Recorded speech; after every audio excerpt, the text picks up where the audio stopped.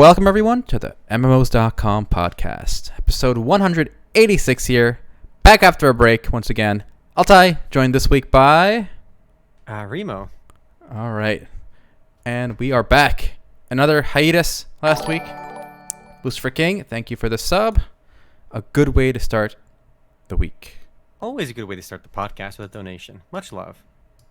More importantly, though, honestly, if you're enjoying the MMOs.com podcast, make sure to leave us that 5-star review on Spotify, Apple, blah blah blah, wherever you listen to the podcast. We appreciate it. Yep, Jeff Bezos sends us a $1,000 check every time you leave a 5-star review. Exactly, and you want Team MMOs.com to get those fat checks, don't you? All right. Well, with that, I got an interesting topic we can discuss. It seems to be a new trend brewing in gaming. And it still remains to be seen if it's going to take off or not. I've had a long discussion with a few people on different sides of this issue, where I'm curious to see your take on it. So we talked a little bit about Google Stadia, right? Mm-hmm. Basically, they're going to be streaming games to you.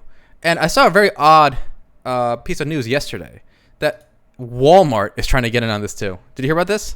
Yes, but nothing's going to happen. And Walmart likes to Walmart likes to stay relevant by pretending to be a tech company. And they've talked about making their own Netflix competitor, and they backed off. Now they're talking about their own cloud gaming competitor. They're going to back off. They like to pretend to be relevant with stuff in the old guy. The old guy's still in the room. Yeah, streaming. I can do that too. Yeah, exactly. And I don't think people envision Walmart as like this tech, innovator. So nothing's going to happen on that front. Well, okay, nothing's happened with Walmart, perhaps. But I'm curious to see if you think Google Stadia, let's say a real company like Google here, will they be able to pull this off? Will we get streaming full-scale games on our, powered-down computers, laptops, iPads? Is it going to work? Is it going to work? Yes. Will it be a good experience for everyone? No. Great for casuals, awful for more hardcore players. Awful for all the tryhards that are watching and listening to this podcast right now, because we are high-tier gamers, high-caliber players who can notice the difference between 120 ping and 170 ping. I do think the average gamer has no idea if he's playing at 250 ping or 300 ping or 150. His reaction speed is so far outside that boundary that none of that matters. But if you've been playing games for a long time, especially FPS games, but you can notice it in other games too, the delay is real. And cloud gaming, it's going to be a big problem with cloud gaming. We've seen the test results, and there are real differences between PC versus cloud gaming. Though, interestingly enough, the Stadia video I've seen shows the cloud gaming input delay on an Xbox One console versus Stadia with a laptop on Wi-Fi, about the same. So on the console front, they can be pretty similar, but I don't think it'll come close to PC gaming. That's a good point. And I think Carmack, the guy who made the guy's working at Oculus now. Before that, he was at id Software or something. He said the average console gamer today is already playing on a TV. But he didn't set it to game mode. So on your TVs, there's studio mode or something, or movie mode.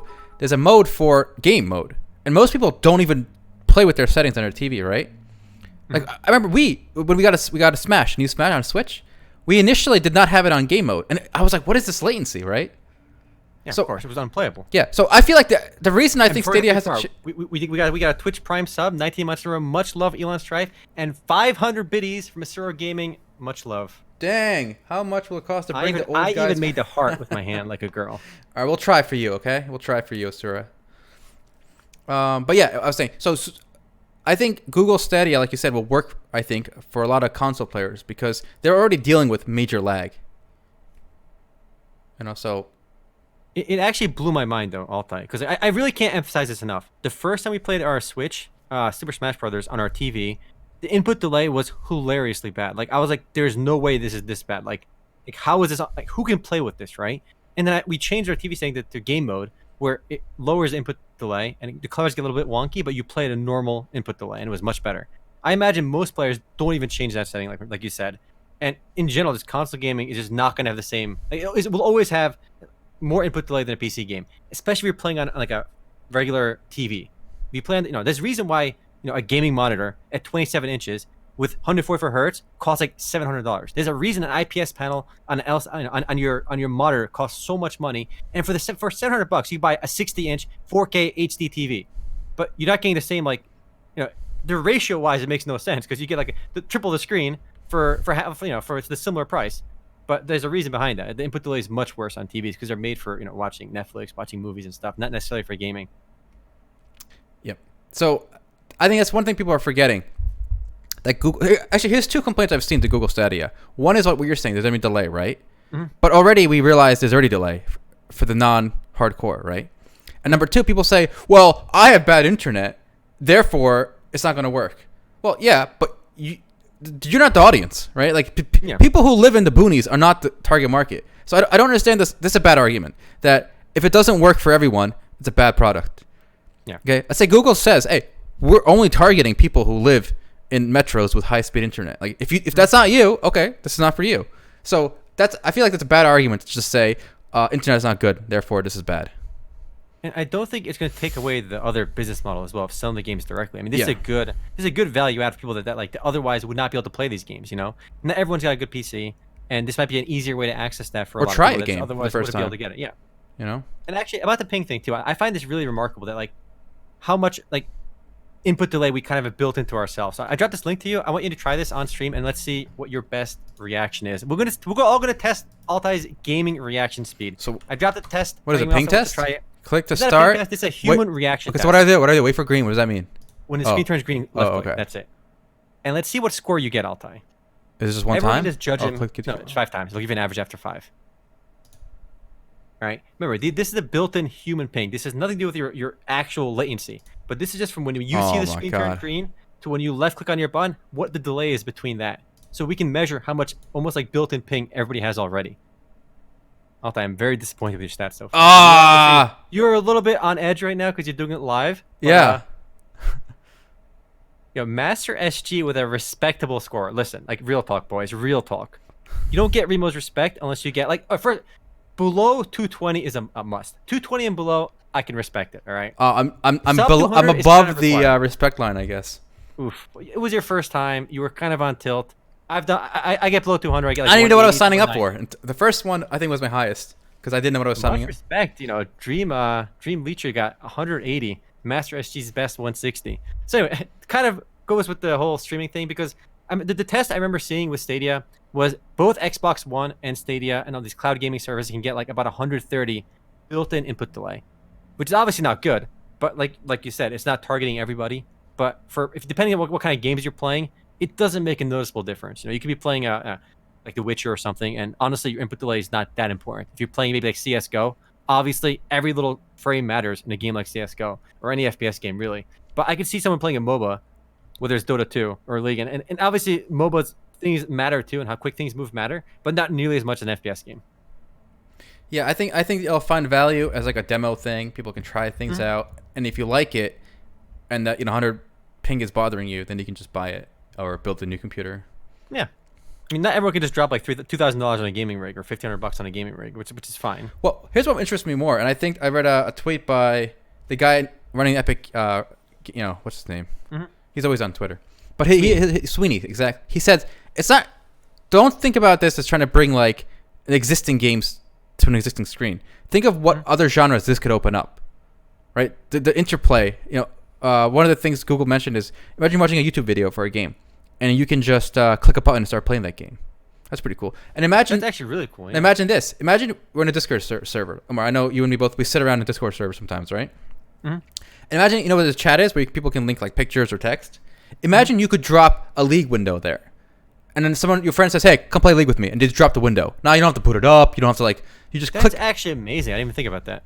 Yeah, so in the future, I think it's going to be just as easy to drop a box with a virtualized instance of a game playing as we currently copy GIFs or pics. That's actually phenomenal because I love Portal 2. It's one of the games I've been playing a lot this last year. I have over 90 hours in it now. Definitely a little late to the fun over there. Been playing with a couple of friends earlier this year.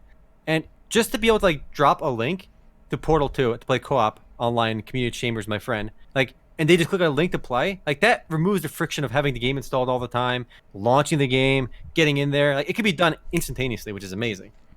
I definitely see real value there. Yeah. How quickly you can share a meme, you can share an invite to your multiplayer game. Yep, and they don't have to launch. They just click into that window. Just it's like a YouTube video embedded into Discord right now.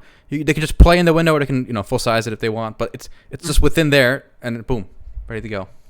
Yeah, again, the value here isn't for us on the podcast and people listening to the podcast that probably already have a gaming rig that that probably are going to spend extra money for the 140 hertz monitor to get that little bit of an advantage. Like, it's not for us, but I do see the value for everybody else. And honestly, just like even for us, like just to click a game to try it without installing it and buying it, like it's like a free trial, right? Imagine seeing an ad for a game on Twitch or something, right? Even though assuming we don't use ad block, which everybody does, but imagine seeing an ad for a game and when you click on it, it instantly lets you play that game for like 10 seconds or 30 seconds. You can see an ad that's interactive like that, where like, and obviously if you want to click it or not, that'd be so cool actually. Like that would instantly make like just ad. It could make ads kind of cool. Yeah, so that's what I want to. I don't want to think about it as delivering the existing games, in a different way. I want to think of what new possibilities will this allow. I do think there's been a very harsh reaction by a lot of people. Like on my Twitter, I follow on my Twitter feed. A lot of people are like, "Oh my God, Google's gonna ruin gaming." Like, whoa, relax there, buddy. Like it's not for everyone, but everyone's got this very harsh, like, take this shit out of here approach, which is very weird. Yeah, gamers are an odd bunch. We're a very angry bunch. Very defensive and angry. Yes, 100%. I remember like toxic. A couple months ago, everybody was shitting on Steam, right? But then Epic Games Store came out, and now literally shitting on that. Everyone is shitting on that, and like Steam is a good guy. I bet Steam is so happy this Epic Store came around because now they can like, whoo, we were getting a lot of heat. Now we're the good guy again. Yeah, gamers definitely get very passionate. Maybe not angry, but like very passionate people. I've been seeing a lot on Twitter fights between people like attacking the Epic Games Store, people defending it, like we shouldn't have exclusive on the PC. That's like a console thing, but it's not really an exclusive. The both stores are free anyway. It's a bullshit launcher, and nobody wants that. Like obviously, but like that extra click, come on. Like, yes, I prefer to have all my games on Steam as well. Like every sane gamer does. But like I'm not like at all ticked off by if I have to download something on the Epic launcher, like whatever. Yeah, I don't get the hate. And by the way, the Epic Store is giving out free games every week. I've literally only ever launched my Epic Store in the past like 2 months to get the weekly free game. I haven't actually played any of the free games yet. I haven't even installed them yet, and I haven't played Fortnite in months. But I do launch it religiously once a week just to get the free game. Free shit. Everyone loves free shit. And speaking about angry gamer moments, all right, I noticed a lot of drama brewing on my Twitter account over a pretty non-drama issue for Final Fantasy XIV. Well, let's take it back to MMOs for a second because there's been a little bit of drama with Final Fantasy XIV. So this last week was a pretty big announcement for the game. It was the Tokyo Fan Fest for the game, and that was the final Fan Fest before Shadowbringers launches, which is the latest expansion to Final Fantasy XIV. And the drama was people were waiting for reveals. We knew, for example, one of the new races was the Viera, their bunny girls from Final Fantasy XII. And when they showed off the trailers for bunny girls in the European Fan Fest, we never saw a male Viera. We only saw female Vieras. So people were thinking, will they be gender locked? Like, where are the male Vieras at? What's going on, right? And what they revealed this Fan Fest was that they will be gender locked, and you can only play a female Viera. There are no male Vieras in the game. And they revealed a second playable race with the expansion, Hrothgars, which are basically just Ronsos from Final Fantasy X. And they're locked in male only. Ooh. And this created a big shitstorm. Everyone's like, I demand female, like male VR. Like, demand. I am canceling my account. Never playing this shit game again if I can't get my male VR. I bet that person's not even subscribed. Yeah, honestly, you're probably right. But there's not just that person. I saw so much shit and hate on my Twitter account as I'm scrolling through. Like, Square Enix can't get anything right. These are a bunch of effing assholes. They're retarded. They don't know what their community wants. Like, if you don't get male VR, this game is awful. Like, really? You really want to play a male bunny? Like, I actually don't get that, really. Like, yes, obviously, I prefer non-gender-like classes. I think everyone prefers options. I disagree. We can discuss this a little bit after you tell the story. But I am now firmly in favor of gender lock. Okay, there you go. Altai is firmly gender lock. Firmly. I prefer to have more options, but it's not something I'm gonna lose sleep over. I can't imagine there's anyone like that was like just counting the days that they can play male Viera anyway. I mean, Vieras were bunny girls in Final Fantasy XII, and like you didn't. Male Vieras were never really lore appropriate in the game either. They were kind of like in the background. Like they never played an important role in the Final Fantasy games. So like I don't know. I'm so surprised and taken back by the amount of outrage towards Square Enix for having gender locked Viera. Okay, now let me tell my story here. So there's if you follow the internet these days, there's a lot of SJW terms being thrown around, right? And one of them is fragile masculinity. I think that's what it's called, right? And it's one of those terms that kind of just blew off my hair. I gave it no thought. Like, this is just a meaningless term, right? And the way they use it, like people are like angry and I don't know what's going on. I didn't really buy into it. But then I thought about gender locks, and this is a case where fragile gender is a thing. Like, why do you care if the sorceress is female only or the warrior is male only? Like, you're playing this character, right? Mm-hmm. Like, playing a female doesn't make you female. Like, what part of you has a hard time playing a different gender? I don't understand this logic. Like even like in D&D, like pen and paper, I remember playing male characters and female characters. It's you're playing a different persona than yourself. Why can't you play a different gender? Like, what is the big deal? Mm-hmm. What do you think? As someone who prefers free gender picking, I mean, again, I don't see a problem with it. I see it's not a big deal, but why wouldn't you want more options for the player? Like, there are, like, why not let me play as, this is the first time they're adding a gender lock class to the game. So it's not like this game previously had these gender locked issues, and this is a new thing for the game. And it just seems like, people are arguing, oh, they're getting lazy or something. I mean, I don't think it's a lazy thing. No, it does just seem odd that why not just make the male ones? I can't imagine it being that much, more work. Okay, what about this? Like, what if remember, some people are saying immersion, right? But I think actually gender locks increase immersion. Imagine this rabbit culture. Only the females like go out to venture. The men stay home and build houses, right? So that makes sense then, right? Well, but that is, I think, one of the things I read quite a bit about. People were talking about, male VRs not being a prominent role in the game's lore. So I linked you a thread on the official forums. So obviously, they can't be that toxic because it is the official forums. People are, 140-page thread about people saying we want male VR. So what is this? What is the actual lore take? Are there no males, or are there males? There are males. I don't think they ever played a prominent role in any of the games, and I'm not too polished on my FF14 Viera lore, so I can't answer that. Like in Star Trek, like the Ferengi, right? In their culture, the women are not allowed to leave the house, and they gotta be naked all the time. This is not a meme, by the way. In Star Trek lore, the Ferengi, they don't allow their women to leave the house, and they have to be naked at all times. And there are scenes in Star Trek where like a female like Ferengi tries to read something, and like they all get offended, like, no, you can't learn to read. You're a female. You gotta be naked, and you can't leave the house. Which is actually hilarious, right? It is hilarious. If you show this to like SJWs today, they would throw a shitstorm over Ferengi in Star Trek. I wonder if the new Star Trek will have a scene like that. I doubt it. Now it's all woman power. They would never approach it. But like, is there any kind of like feminine response to Ferengis? Because again, this whole SJW movement is a bit more recent than Star Trek, at least with Deep Space Nine, where I first saw the Ferengi. Yeah. So anyway, my point is, so you can have actually immersed lore by having gender locks, right? Because not every culture will allow its men or women to do every task. Mm-hmm. That's fair. I mean, if you build it that way, that makes some sense. But like, I don't know. It just seems odd because like you don't have like stat differences either. Like realistically speaking, a male character should have more strength, right, than a female character. This is just at least you're playing a humanoid character in the game. But then again, I guess you can say like, oh, the biology of our Elizons and Lalafels were they're all biologically the same strength or something. I guess you kind of pull that out of your hat too to get out of that. But I don't know, it's definitely odd.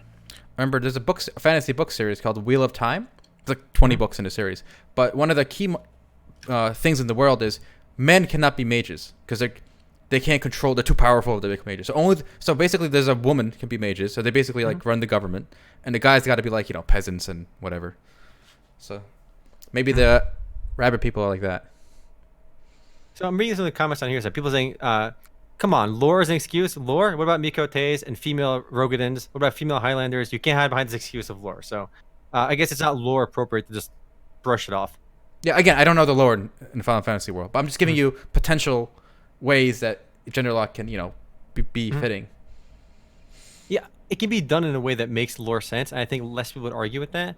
But I guess in a game where they kind of threw the lore aside for making male Mikotes and female Rogadins and whatnot, it shouldn't be an issue in that front.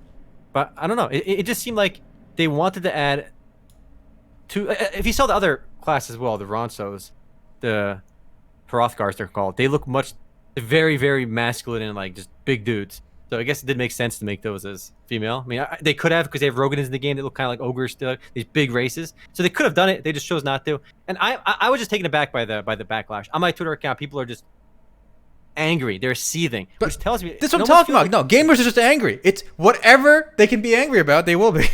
Yeah, it seems like this is like they were looking for something to be angry about, because for the life of me, I do not understand. Like, I get that there are some people that wanted to play it, but like I don't see how this is like a giant issue. Like, they didn't take anything away from players too. Like, if maybe in the next patch they said, okay, there are no more male Lalafels, or all female Lalafels are banned, and you have to erase the gender change. Yeah, that would piss people off. It wouldn't affect the game gameplay wise, but they're not taking anything away from the game. They're adding 2 new races to the game, along with all the other new stuff they're adding, and yeah, one of them is gonna be male only, one will be female only. You know what a game needs to do? Add a racism and sexism into the game. Like, certain NPCs won't sell to you if you're a certain gender or race, or it'll charge you more. That would be really interesting, actually. Right? But I feel like a lot of like modern gaming has taken us away from that. Like, I saw the announcement recently, kind of unrelated, but like I saw the announcement for Final Fantasy VII coming on Nintendo Switch, and in the scene, there's in the trailer, the Nintendo account tweeted, was basically that in the first part of the game where you blow up like this giant refiner, and if I remember correctly, towards the end of the first arc of the game too, like you destroy like a whole section of that starting city, and literally you just were a terrorist and you kill like millions of innocent people. Like, I don't see that happening in newer games in general. You know, Yeah, you don't do anything like remotely controversial like to that degree. Almost like you're always like the goody two shoes kind of character. There are some like gray things you can do in some games on like individual basis, but like you never you never be like a terrorist simulator. Which Final Fantasy VII, you were playing as a terrorist at the beginning of the game.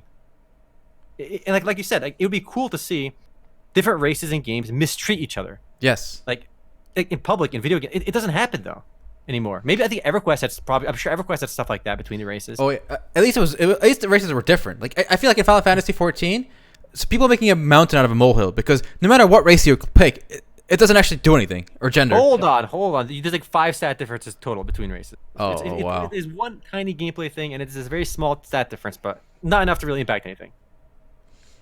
And so is there any race-only content? I know you mentioned actually, for the first time, I actually pre-ordered Shadowbringers when in the Tokyo keynote address because of this feature they're adding. I mean, I was gonna buy the game anyway, but I actually pulled out my credit card and pre-ordered it for realsies on Amazon the night I heard this announcement. So they're adding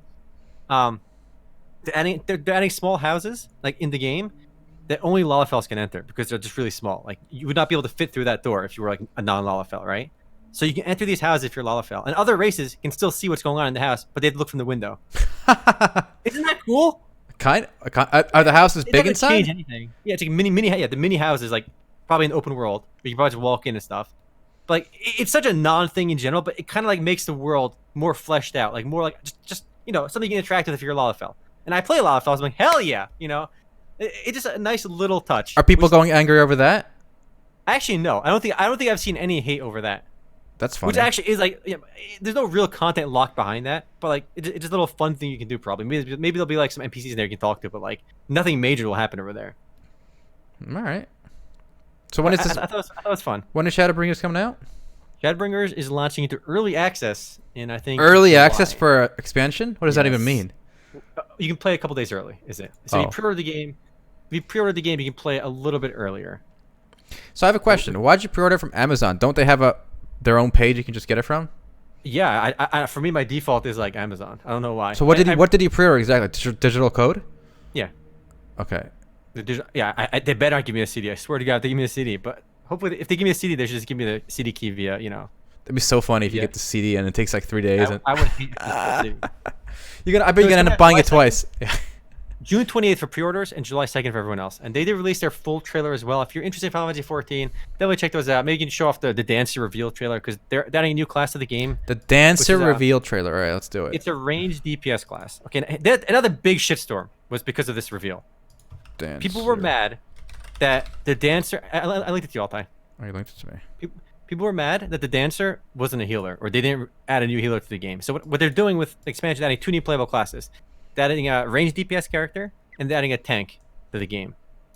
So there's a Gunbreaker and the Dancer, and a lot of players were like, "Holy shit! There's only 3 healers in the game. I can't believe they added yet another DPS, but not another healer." So a lot of people were mega salty and just bitching at Square Enix, about this. I mean, I get that they want more healers in the game, and if you play a healer, you want more variety in your gameplay as well.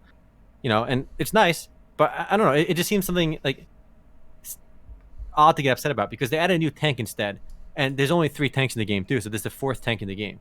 So I guess they were trying to say we should get rid of they shouldn't have added a ranged DPS. They should add another healer. But I guess maybe there was some balance issues with that, and they were having trouble balancing healers. I feel like healers would be the hard to balance, and DPS is the easiest to balance. Probably. I mean, there's a reason why the game is. Right now there's only 3 tanks and 3 healers, and a bajillion DPS classes. You know, they're clearly the easiest to slap into the game. But yeah, people are upset that there was no new healer. But again, it kind of, the fact that people did get upset over it tells me like another reason why I like Final Fantasy 14. You can play all the classes on a single character. You know, like you have one character which access to all the jobs. And, you know, I do love Final Fantasy 14's job system. I don't think there's any reason for other games not to have this. You know, on my single character, I main black mage, but I can just click a button and start playing as a red mage, which I'm already max level in too. Level them all up independently, and it's just nice to have everything under one character. It gives people a reason to log into the game and kind of level everything up. You know, my friends that love Final Fantasy 14, they level up every single character class in the game. Because why not? In case the party needs a tank, they can play tank. If the party needs a healer, they can play healer. I wish WoW did that. There's no everyone I know has alts, so whatever they need, they switch. It like 10 alts anyway. Yeah, so it's so I silly. see the benefit of alts, but like if you want like roleplay and stuff, sure. But the convenience of having all in one character is amazing. Like I don't like rolling alts in a lot of games, but if I can just switch on my main character, I feel like I'm making progress. Like I'm getting more stuff from my main character. Yeah.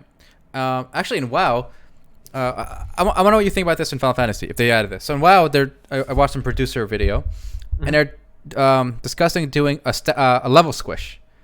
So instead of they've been adding 10 levels to each expansion. So now the max level is 120, but they're considering making the whole leveling experience 1 to 60. So 60 becomes a cap again, and then you level to 60, and 60 is a new cap.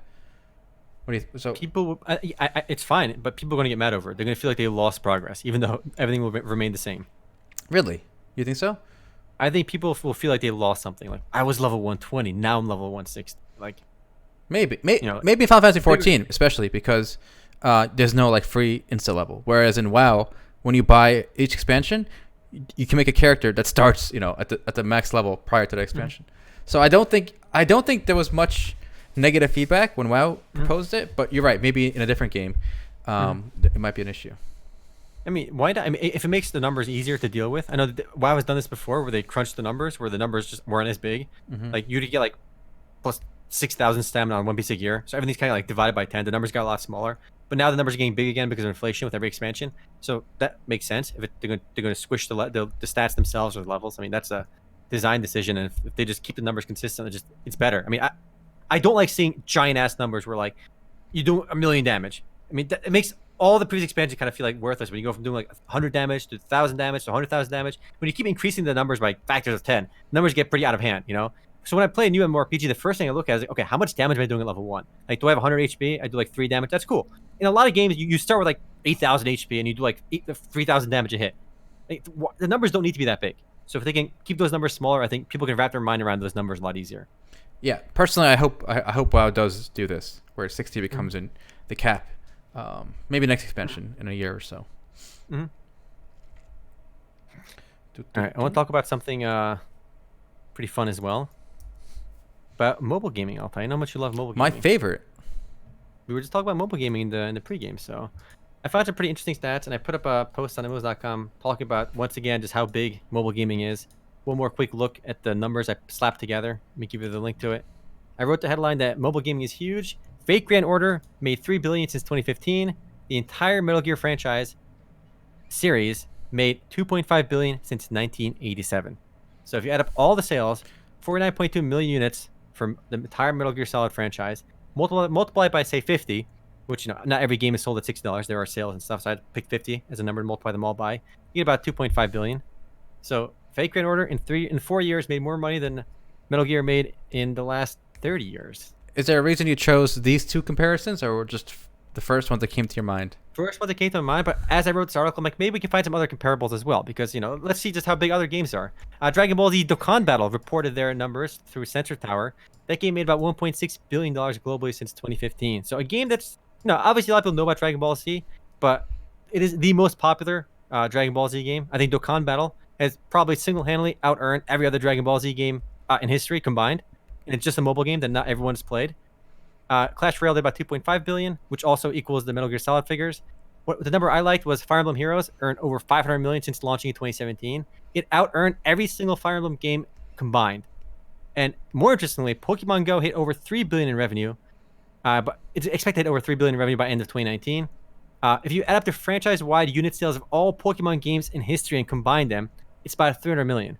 A lot of Pokemon games are also not for they're not $50 games. They're like $20 or $30 games for DS or Game Boy, right? Yeah, like 30, 40, yeah. In the next like 3 or 4 years, it is conceivable that Pokemon Go, if all things remain steady, Pokemon Go will earn more than every other Pokemon game combined.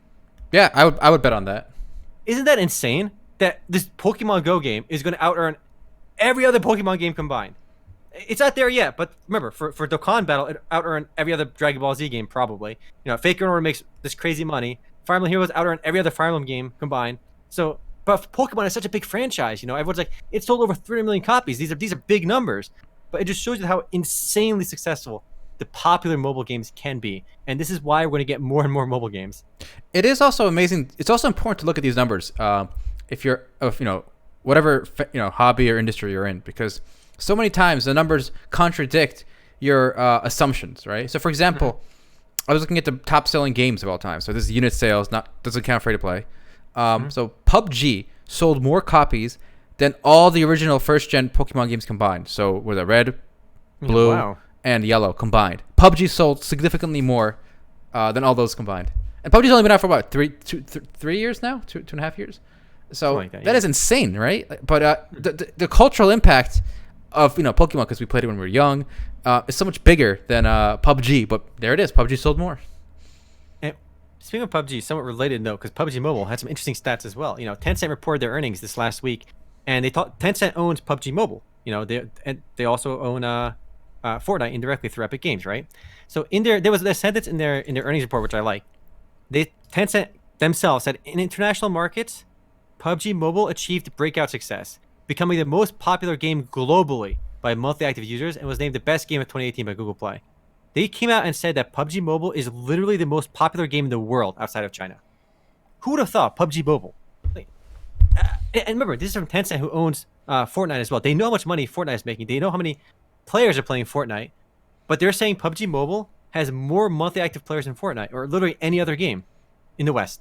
Their figures are saying we're not looking at China, excluding China. I think if you included China, maybe Arena of Valor or Honor of Kings would be number one. But PUBG Mobile, guys, is the biggest game in the West. I actually have I played it? I think no, I don't think I've ever played it, that one. But I think Tencent is a force to be reckoned with. I think Tencent is smart. They got whoever's working there at the high level is really smart. They're so quick. The team that made Dota Auto Chess, that mod we talked about in Dota. So there's a huge mod now, over 100,000 players, concurrently playing it. They immediately got approached by Tencent, and now they're working with Tencent to make a mobile version. Like, wow. How is it that Tencent is doing this so quickly, quicker than Valve? Why didn't Valve, which hosts Dota 2, the arcade, why couldn't Valve see these numbers and jump on it? Instead, they let Tencent jump on it. Missed opportunity. I don't know. I think it's these Chinese companies are just hungry. They're actually going at it. Yeah, it's crazy. I mean, I think Auto Chess actually has they said they're gonna make a mobile game for it too. So Tencent's work on it'll be huge. It's got over 300,000. It gets over 300,000 concurrent players. You cannot undersell the popularity of player-made content in mobile in these games. Again, 300,000 concurrent players, 370,000 last night when I played on Dota Auto Chess is absolutely nuts. I think that will be. I think I said it last time, but I think Dota Auto Chess is the start of a new genre. We're gonna see a dozen knockoffs, similar turn-based, kind of like round-based, asymmetrical multiplayer games coming out in the years ahead on every platform. PC, mobile, everything. So before we get too far away from mobile games, I want to talk about one more figure which I thought was pretty interesting. Altai, can you guess how much the average Japanese gamer spends on mobile games in 2016? 2016.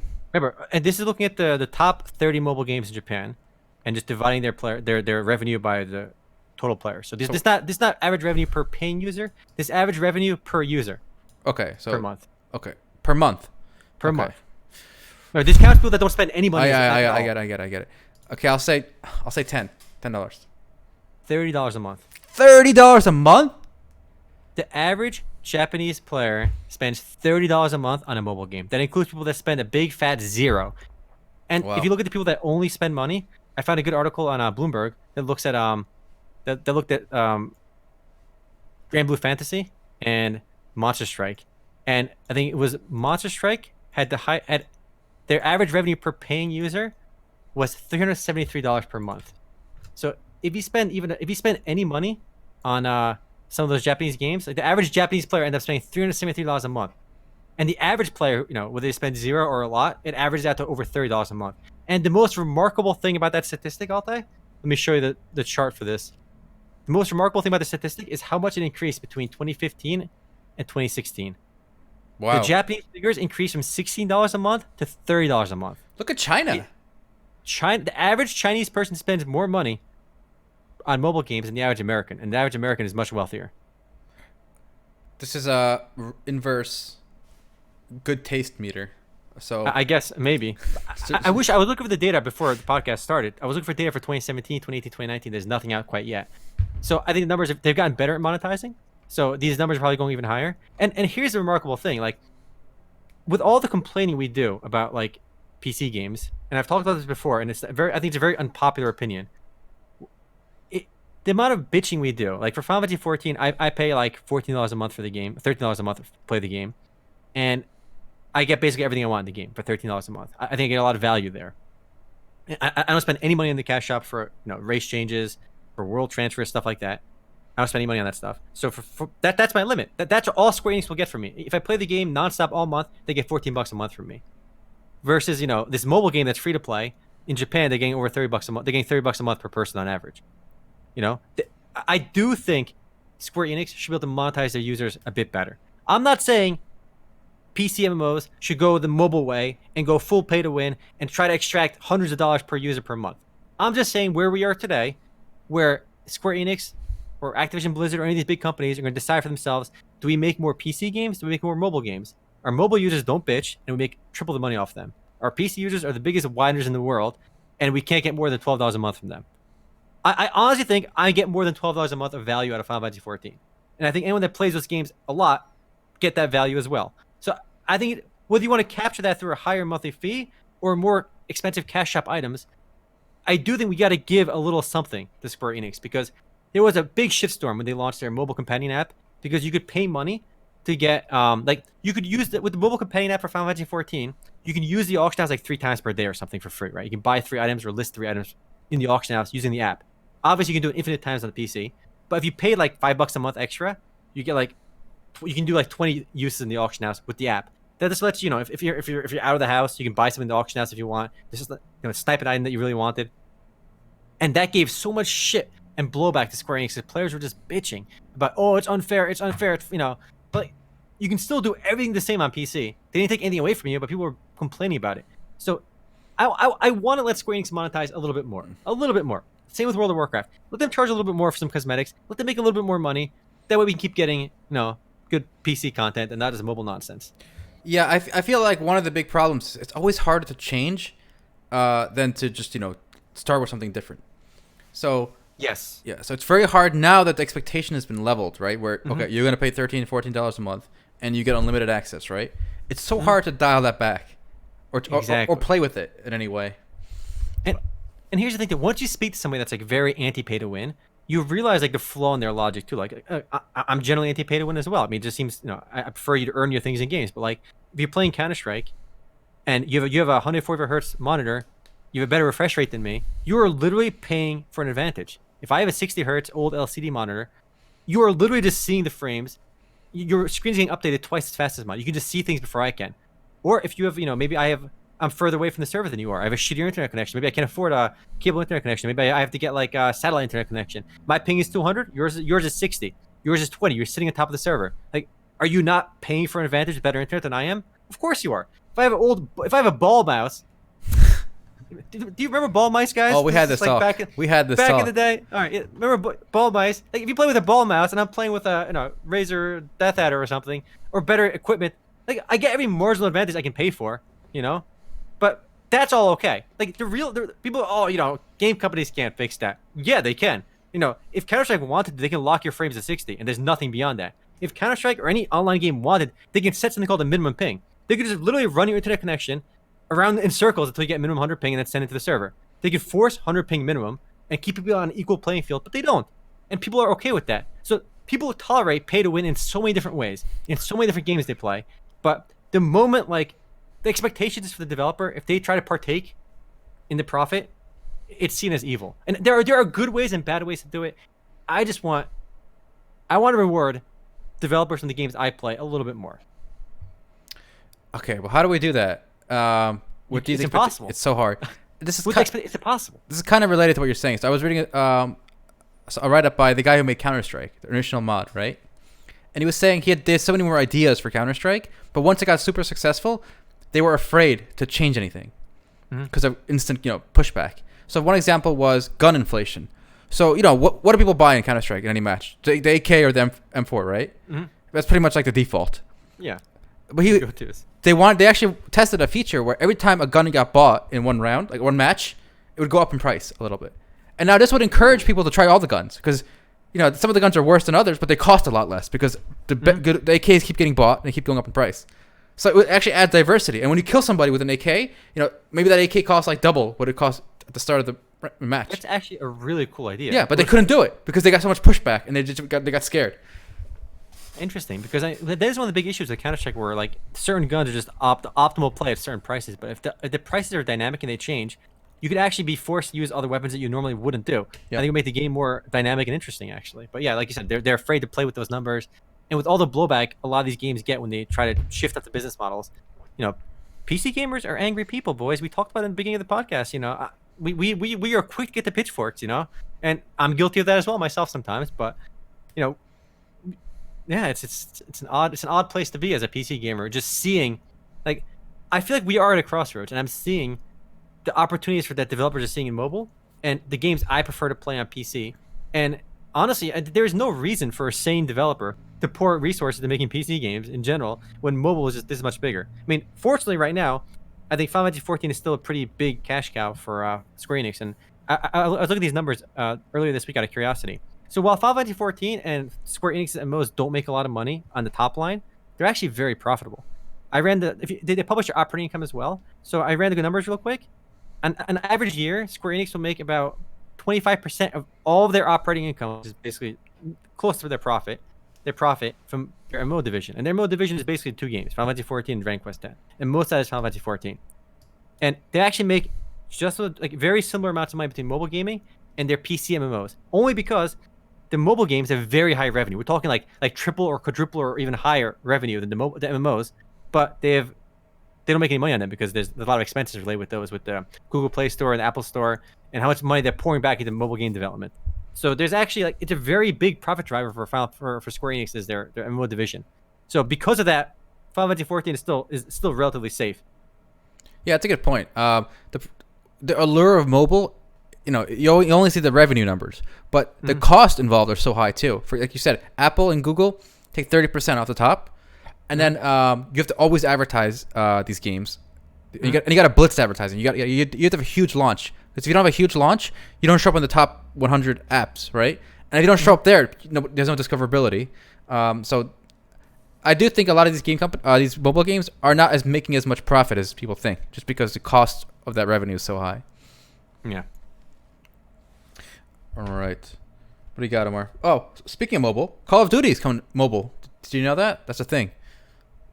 So it's supposed to be China only, but then Blizzard said, why don't we just bring it to... Activision Blizzard said, why don't we just bring it to the West as well?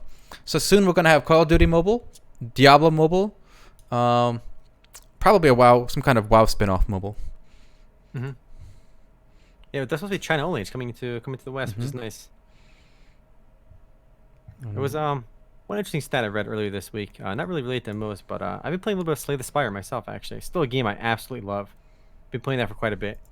And they released a pretty interesting stat. They said 43% of their sales, they sold 1.5 million copies, and 43% of those stats, of their sales, came out of China. And there's no Chinese localization for the game. And still, nearly half their sales came from China. I read that too. And my first thought was maybe China is starting to get some better taste in games. Because Slay the Spire is actually a good game. So I'm glad to see that's doing well in China. And I've said earlier, we talked a lot about modding, and you said that like Dota Auto Chess will kind of spawn its own like genre. And again, it came out of modding, and it gets over 300,000 concurrent players. I mean, if Dota Auto Chess was a standalone game, depending on the hour, it'd have more players than CS:GO.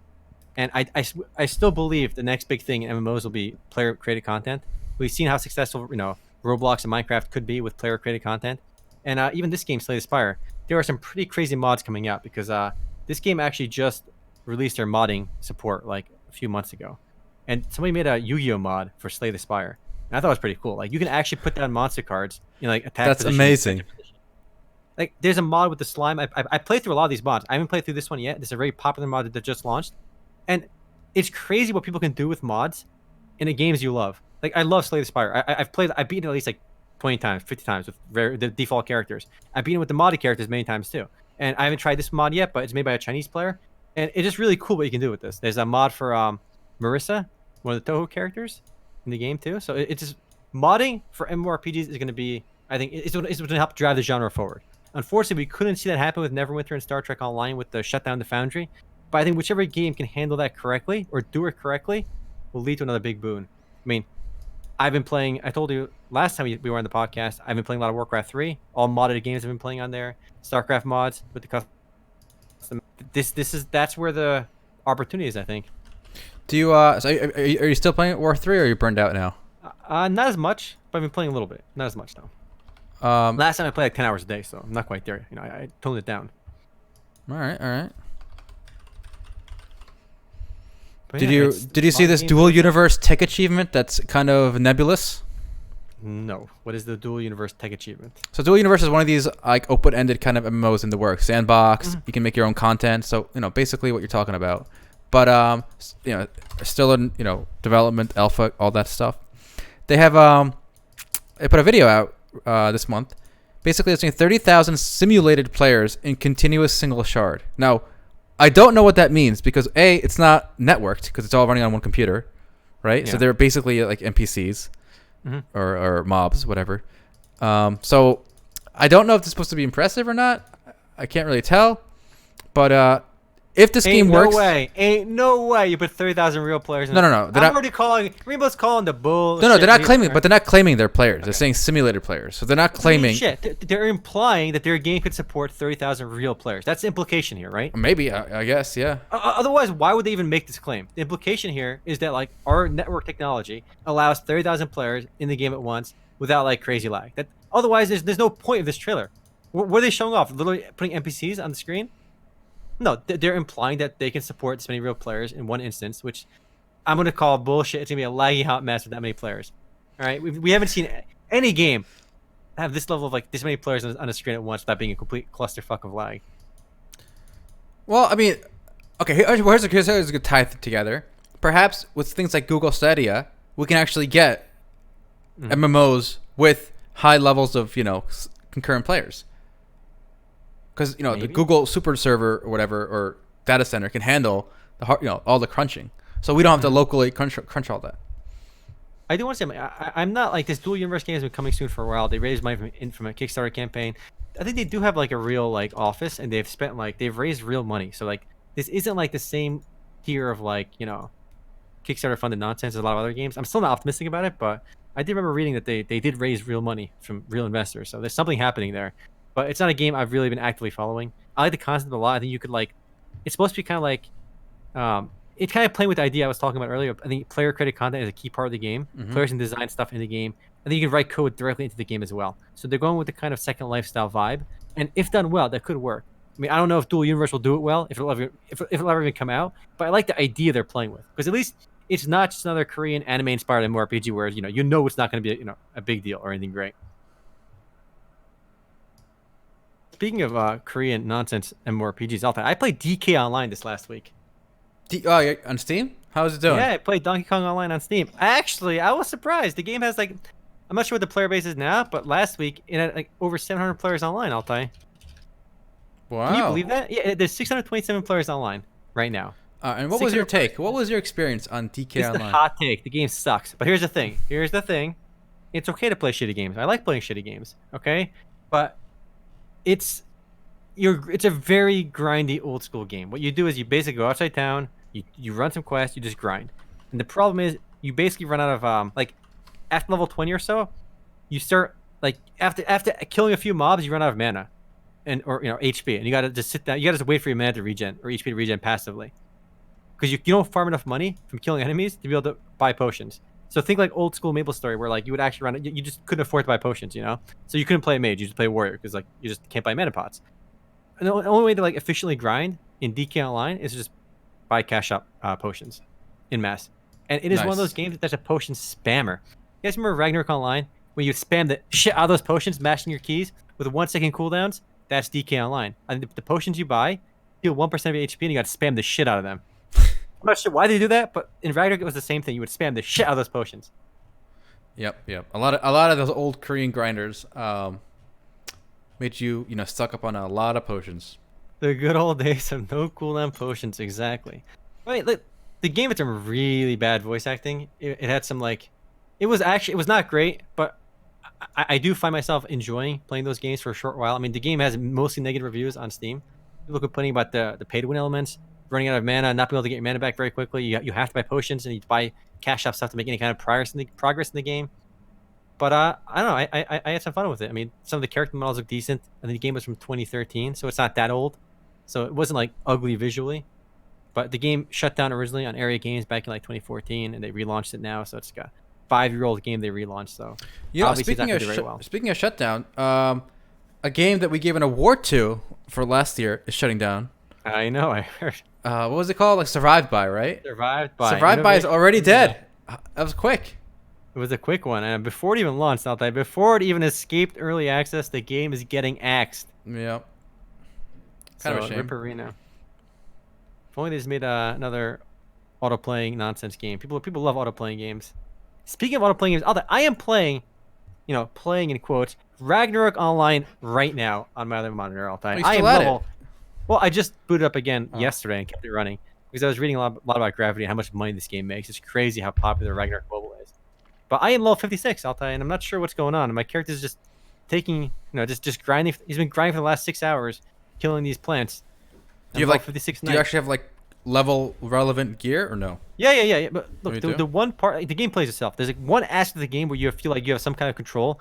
Is when you upgrade your character's gear. So you basically grind forever on autopilot, and every once in a while you go back to town, you go to the auction house, and you buy whatever relevant gear is for your level from other players, and you equip it, and you go back outside town, you go back to grinding automatically.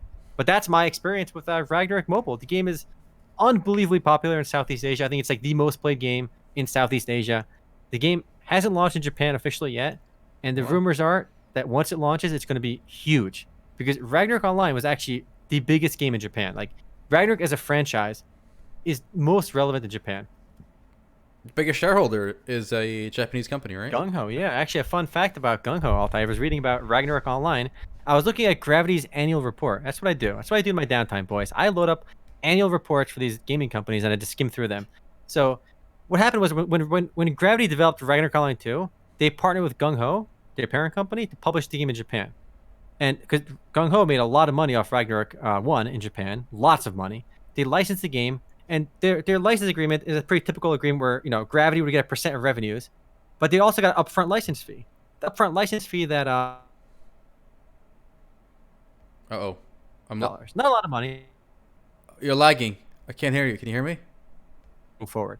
The game shut down in 1 year in Japan, and Gung Ho demanded their $5,000 back. 5,000.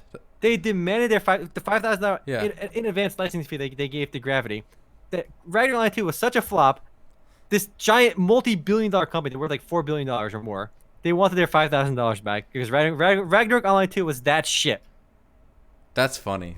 And Gravity was like, you know what? Fine, we'll pay you back over 5 years. They gave him $1,000 a year for 5 years to get their money back. That's petty. That's funny. It just usually when you give a license fee, like that upfront license fee is usually non-refundable. But I guess Ragnarok Online 2 was such a bad game that they felt like they should get their $5,000 back. I bet when they made RO2, they realized how bad it was, but they were contractually obliged to deliver a product, so they had to smile. It was a hot mess. Yeah. Ragnarok Online is terrible. Ragnarok Online 2 is awful. I mean, this Ragnarok mobile game is doing really well though. Honestly, I think the only reason it's doing so well is it's aesthetics and its old school Ragnarok look.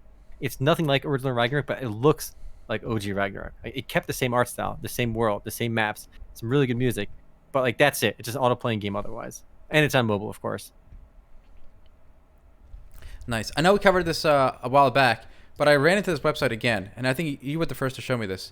So this is Netease's VR MMO in development, Nostos. Do you remember this somewhere? Nostos. Yeah, it looked cool. Yeah, it does look cool. It's got some music playing on this. Look at this eerie website. Ooh. NetEase can be innovative sometimes. I mean, they're known for copying games, and they're some of the most notorious like companies that just copy games. I want to show you a NetEase game after that in a second.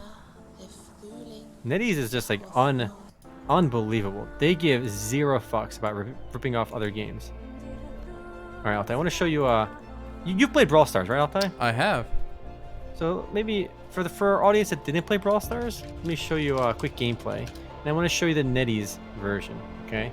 Okay. Let's see the. Let's see some actual Brawl Stars first. Just skip ahead in the video to some actual gameplay. All right. Okay. Let's see some Brawl Stars. And it's a game by Supercell, owned by Tencent. And then here's the knockoff version called Storm Arena. When I heard about this game, I was like, NetEase is at it again, boys. NetEase is just shameless, boys. Shameless. Oh, that's funny. It's the same game. It's literally the same game. Instead of like top down, it's just kind of a little bit slanted sideways though for some reason. That is the gameplay funny. is identical. It's 3v3. The blocks look the same. The grass looks the same. It's so shameless. Oh my god, look at this. That's great. But you're in little vehicles instead of like on foot. Yeah. And it's crazy what this NetEase company does. I mean, they're the guys doing Diablo Immortal. But they made a complete knockoff of Dead by Daylight as well, like a literal Dead by Daylight clone on mobile as well. So don't you think it's embarrassing though? I know we talk about being cucked. If you're Blizzard, okay, I want to make a mobile game. I get it. Mobile's big. You want to make a mobile game. Why are you going to the company that literally rips off all your games? Like, I don't. That's true, because they're really good at making mobile games, and they're really good at ripping off other people. Right? Oh man, it's just like, imagine your wife cheats on you, right? And then later on, you agree to like a three-way, and then she recommends the guy she was cheating with, like, and you say, "Okay, dear, that sounds great." Like, I don't understand. Just work with a different company. NetEase is shameless in their ripping off. Like they're a big company. They're worth over $20 billion. It is truly shameless how much they ripped off other. I mean, even their Knives Out game is a complete PUBG clone. Yeah, I don't. Tencent sued them over that, but they settled because you can't. Like, it's very hard to sue these Chinese companies, even though they're Chinese. So they rip off companies all the time, and NetEase is one of the biggest at it. Beta as fuck, exactly, Pakiaki. Is Lost Ark coming to NA this year? We have no announcement for NA release, so probably not. Your favorite anime sucks. I like your name, by the way. But my guess is we'll get a Lost Ark announcement by the end of the year or early next year. That's my guess. We'll get an announcement for when it's going to come out to NA. So it's still, there's nothing coming out to NA just yet, but hopefully we get an announcement about it by the end of the year. That'd be nice. That's still one of the more highly anticipated games. What happened to Air? Remember Air was supposed to come out this year? Yeah, Air was supposed to come out last year, wasn't it? I don't know. They announced it last year, and then like some testing and blah blah blah. But, yeah, we got nothing on that either. Yeah. One day, boys. One day. I'm not too excited for Air, only because it's an Unreal Engine 3. You don't like Unreal 3 MMOs in 2019? No, 2019 Unreal Engine games, no way. Not for MMOs. It doesn't make any sense. All right, there's maybe one more big news we should talk about. Albion Online, Altay, is going free to play. I heard. That's pretty cool. That's a big one. Yeah, it is. They need it. Why not? More players, more meat. A game like this, I think, finds established patterns quickly, unless it's like some new blood. There's been big people complaining about a few big guilds, controlling the world, etc. So this, I think, will introduce enough new people, new blood, new fighters to hopefully change things up a little. Yeah, I mean, the game, it's a sandbox game. It benefits a lot from having more players. I mean, it's inspired by RuneScape and Ultima Online, and a game like that needs tons of players like in the game to be like relevant, because it's not like a theme park game where you just go from point A to point B to C to D, just doing this main story quest. It's very player driven. The entire economy is all player driven. The encounters, what makes that game fun, isn't really the PvE. It's the PvP experiences. So you do need more players for that game. Fortunately, I mean, the player base has been on the rise for the last 2 months. So the game, the numbers on Steam aren't great, but the game's been off Steam for a while too. And they said they have like 10,000 players. If those are concurrent players, it's definitely not bad. So they said 10,000 daily players. It's a chart going up, which is very nebulous to read. But the game's player base is already increasing. And I think when they go free to play, it's definitely going to help the game. I mean, there's no reason to keep the game buy to play as long as they don't sell power. I mean, they were always selling gold anyway, which you can kind of use to get stuff in game anyway. So they already had kind of some pay to win elements from the get go. So going free to play makes sense, I think, for the game. And I think if you play the game already, you're going to benefit because more players is going to be better. Yeah, and I'm pretty sure the way it worked was even if you buy the game and you were playing it, you were capped unless you pay for the premium sub. So even now, I think when it's free to play, it's still going to be a big incentive for you to pay. But with that in mind, there's no reason not to be free to play because at least you can decide if you like it and then you commit to the subscription. Yeah, it's gonna be probably. I'm gonna compare it to RuneScape in terms of business model, where yes, you're gonna be able to play for free, but to get the full experience, you're gonna have to pay a subscription for Albion, kind of like with RuneScape. Yeah. All right, I want to show you some maybe an item in Final Fantasy 14. All right, what do you think about this item, Altay? You see this in the game when you're doing the main story quest. Plot relevant gloves. If you didn't need them, you wouldn't have been able to pick them up. There you go. Can't argue with that logic. It's a glowing icon on the ground, and you're supposed to right click on it. When you pick it up, you get this item. Plot relevant gloves. I do like the little fun the writers of Final Fantasy 14 have with a lot of their story. They put little nuggets of like humor into their items in the game. This reminds me of that GIF I saw this week. Everything will be okay in the end. If it's not okay, it just means you're not at the end yet. That's true. It's not wrong. Makes sense. Anything else for us, Altay? Well, there was a little fun story about how in this random town in India, a few random villages, they banned PUBG Mobile. Did you read this? Why? Yeah, I heard about that, but why? I don't know the details. I just read the headline. So the amazing thing about India is we're seeing a whole continent-sized country go through the internet revolution all at once. So late last year, I think, India got its first nationwide 4G network, right? And everyone started getting smartphones. So they're going through all the stuff we went through in the last 20 years. They're going through it in just this year. So the whole outrage we had in America here about violence in games, in India they're just having it because it's the first time the average guy can play these games. So it's kind of interesting to see them go through everything in a heightened pace, and I think that's what this is. The local villagers don't know what's going on. All they know is the kids are playing these gun games, and they just assume they want to shoot people up. Yeah, of course. But isn't that funny? That this literally happened where a kid was playing on his phone on the sidewalk, and the cops arrested him because they saw him playing it. That's so weird. That's so bizarre. India's an interesting place. Yeah, but I think they'll get over it. It's it's something new, so they're not used to it. Makes sense. The culling is shutting down. They tried doing that reboot. Yeah, but it didn't work. Yeah, so they're gone. It makes sense. They kind of paved the way for the battle royale genre. One of the first standalone battle royale games, but they're done. So they tried at least. And there's one other game I'm excited that's coming to Steam. This is a game I've never played because it's always very daunting, kind of like Eve and stuff. Dwarf Fortress is coming to Steam, and this game you can just download it yourself on their website. But if you are lazy, it's going to include Steam Workshop support, and it's going to come with a graphic tile set, so it won't be all ASIC little characters. It'll be actual graphics.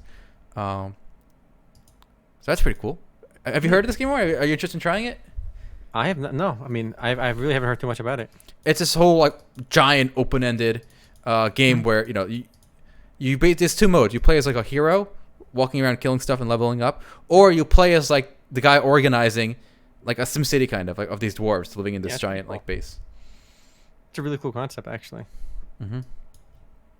It's actually and with Steam Workshop support. That's the important part, boys. Yeah. So, but it's kind of a sad story on why it's coming to Steam after all these years. Somebody in the family of the creator, one of the creators, is sick, and in America we don't where healthcare costs up a lot of money, so he's doing this to make money to fund their healthcare needs. Oof! Yikes! So I know Canaris is always harping on how great Europe is, but if these guys were in Europe, this game wouldn't be on Steam. There you go, boys. American healthcare is bringing you Dwarf Fortress on Steam. Thank you, America. All right. By neglecting people, we got to talk about Article 13. All right, that memery. Oh, okay. So maybe it's a post game thing where we can sneak it in over here. Let's go post game with this. It's a politics. All right. It is politics. It is politics. Okay. Checkmate, Europe. All right. Anything else? Or are we done? I think we're done. We can. All right. Let's go. Let's go to post game. Thanks for watching. Stick around. For Take it easy. Peace.